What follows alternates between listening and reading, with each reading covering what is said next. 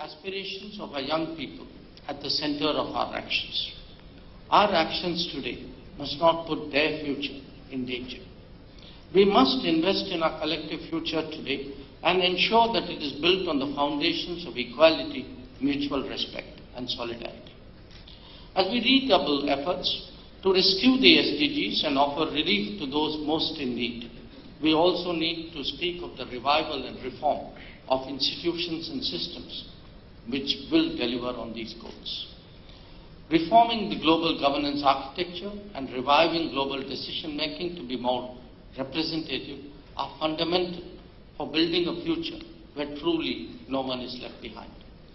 Such efforts will facilitate development models wherein no region, no country and no individual will be left behind. These efforts will enable human-centric globalization without creating climate crisis or debt crisis. Colleagues, we are meeting at a pivotal moment with multiple important forums and events still ahead of us. The G20 Summit, the SDG Summit, the COP28 and the Summit of the Future. It is in our hands to shape the discussions at these future forums. We must put the development agenda at the heart of these discussions. The international community must speak in unison for those most in need. It is essential that we constantly strengthen the international architecture and governance systems for the protection of global order, global laws, and global values. In doing so, we would invariably find ourselves on the path where diplomacy, dialogue, and cooperation take precedence over competition, conflict, and division. Choosing peace, cooperation, and multilateralism is essential for building our collective future. With such an ambitious task on our hands, our actions must also be equally bold and purposeful. G20 needs to play a key role in assuring that this higher purpose remains well within our grasp.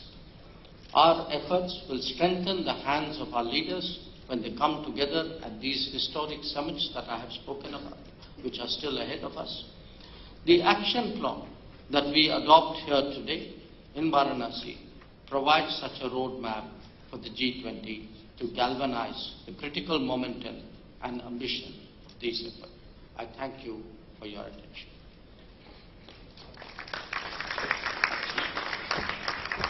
Colleagues, I would now like to invite the Vice Chairperson of the NITI Aayog, Mr. Suman Beri, to make a presentation on multilateralism, collective actions for accelerating progress towards SDGs. I believe we will wait for a few minutes before the media exits. So, Mr. Beri, if you can just hold on till they leave the room, and then I give you. All right, so you heard from the External Affairs Minister as far as the G20 summit is concerned, with Jaishankar addressing the G20 ministers there.